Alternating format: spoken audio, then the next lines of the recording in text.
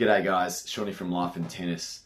Finally won my singles and doubles matches for the season. First time I've won both matches in probably since March. Today's video, I'll be talking about the latest round of pennant competition that I play here in Melbourne, Victoria, Australia. Yeah, round 12 of the pennant season, and I managed to get a win in both my doubles and singles matches. The team itself had a great win. We won 5 rubbers to 1 against a side that, while they were a bottom 4 side, we definitely knew we couldn't go easy on them. We couldn't treat them lightly. We knew that. They've got a couple of really solid players in their team. So yeah, but very pleasing result. And you know, we're looking to make finals. We've got 2 rounds to go and we're sitting 3rd at the moment. So yeah, very pleasing result. We're about 6 points clear on 4th position, but we still need one more good win this week because we're playing the top team in the last round who belted us 6-love last time we played. So I think the last round is going to be almost a foregone conclusion, but the next round we've got a good chance to win and score some more points as well, and hopefully maintain our 3rd spot on the ladder, because then we'll play 2nd on the ladder in the first round of finals, which will be much better than playing the top team because they're almost unbeatable at the moment.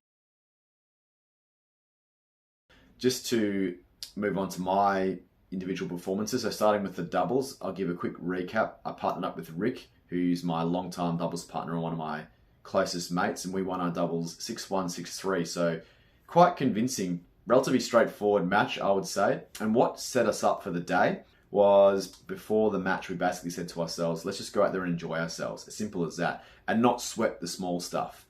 So, you know, any errors that we make, or, you know, if we could convert a break point opportunity or a game point opportunity, whatever it was, we weren't going to think too much about it and get too frustrated about it.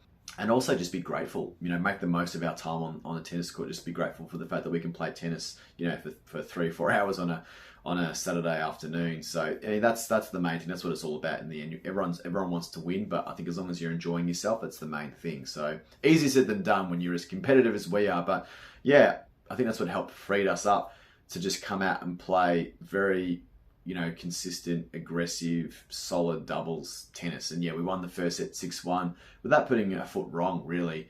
I can't really make too much comments other than that. In the second set, I got broken first game of the second set, which was surprising, but our opponents played a very solid return game. And rather than dwell too much on it, we bounced back straight away, broke back, and then from there it was basically hold for hold, and then we broke once, and I served it out to love. So essentially, apart from that one game in the second set, we didn't really do too much wrong. Pretty flawless performance from both of us. So I'll start with the positives for the day. I mean, obviously we won, that's the first positive, but for me, the biggest positive of the day was how well me and my partner gelled on the day. Like, we just allowed each other to do our thing, and we both excelled in different areas which complemented each other. So my partner was super solid from the back of the court, just brick wall from the baseline, and I was just a menace at the net, crossing for volleys, left, right, center, smashes, things like that. I wasn't getting, no one was passing me at the net. I was always looking for an opportunity to cross for a volley. And my partner was, as I said, just a beast from the ground with his ground strokes, just matching it, going toe-to-toe with our opponents. So I think that's what worked so well, is that we just gelled so well together. And as I said, we complemented each other. So, you know, to be honest, I feel like it was one of my strongest net performances, one of my strongest volleying days I've ever had on a doubles court. So yeah, it was very, very pleasing. And me and my partner reflected afterwards that we feel like we've had almost our most consistent season, despite the fact that we've only won 2 matches out of the 5 or 6 that we've played, but all of them have been very close. So, well, the 2 wins we've had have been love and 1 and 1 and 3, so pretty convincing, and all our losses have been like 9-7, 8-6, 9-7. So I would say that it's been much more consistent than past seasons where we might put one really strong performance and then one weaker performance. So I think we're just starting to fine-tune our doubles, and especially at the net, I think we've really picked up our volleys, both of us. So yeah, very, very pleasing performance. And look, if I was to think about room for improvements, there's not really too much to say. The only thing would honestly be maybe I was a little bit too aggressive when I didn't need to be at times, but I'm just nitpicking here, I can't really say that that was too much of a room for improvement. It wasn't like I was missing 2 or 3 really easy balls in a row. It was almost standard sort of unforced errors, and I was able to quickly turn that around to the next point. Same with my partner. If he missed a shot, he would tighten up the next point. So look, don't really think there's too much to talk about when it comes to room for improvements, which is always a nice thing, but it means that that's something to build on for our next match this week. And yeah, moving on to my singles performance, I won my singles match 8-3, so played a superset, and yeah, look, played a weaker opponent, it has to be said. Definitely the weakest player probably in our section. And look, he's a guy that in the past had his strengths and was quite a tricky opponent. He's, one of those players that doesn't put a lot on the ball, but he just chases everything down. But he's not the player he once was, and I think a lot of that is because he's a big smoker, it has to be said. In between our doubles and singles matches, actually, he went and had a cigarette, and he was gone for about a good 5 or 10 minutes, maybe longer. It felt like a long time. And I sort of felt like, looking at his results, he hasn't won a singles match for the season, and I sort of felt like it was going to be pretty straightforward, but I still knew that I couldn't just get comfortable. I had to just still do my thing. And honestly, the start of the match was pretty tricky. Neither of us could hold serve for 4 games, so 2-all, and I was getting really frustrated because I was breaking serve pretty comfortably, but then wasn't able to hold my own serve. Found that the balls were just flying off my racket. We use head tour tennis balls, which are very lively. They're like rocks. They just fly off the racket. And yeah, it took me 4 games to adjust. Even though in the doubles I found it was okay, but for some reason in the singles it just took a while to find my groove. But after the 4th game was pretty convincing. Once I held serve, I didn't drop serve after that, and he held serve once, and then I ended up breaking, and then won the next 4 games in a row. So in the end, relatively straightforward, but didn't start off that way. But again, I really felt like I didn't get out of 2nd or 3rd gear.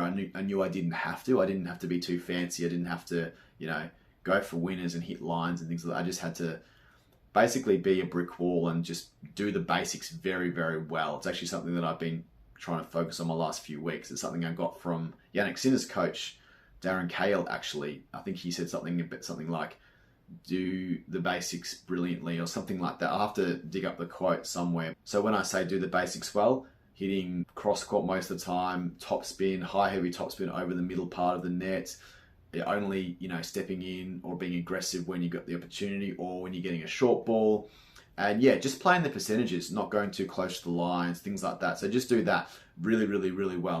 You don't need to do too much basically. And it worked for me. And again, I knew that I didn't have to do too much, so pleasing singles result. So the positives, as I mentioned before, felt like I was doing the basics pretty well, with the exception of those first 4 games, but my forehand was very solid. I was very aggressive on the forehand side. I got a lot of, cheap points on my return, for example.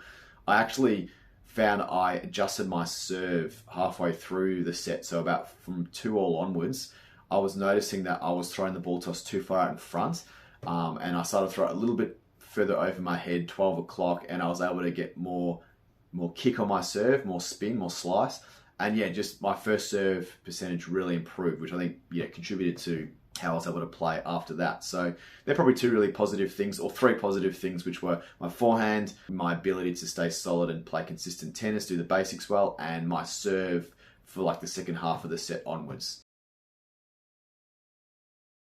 As for the room for improvements, and yes, I have to mention those first 4 games.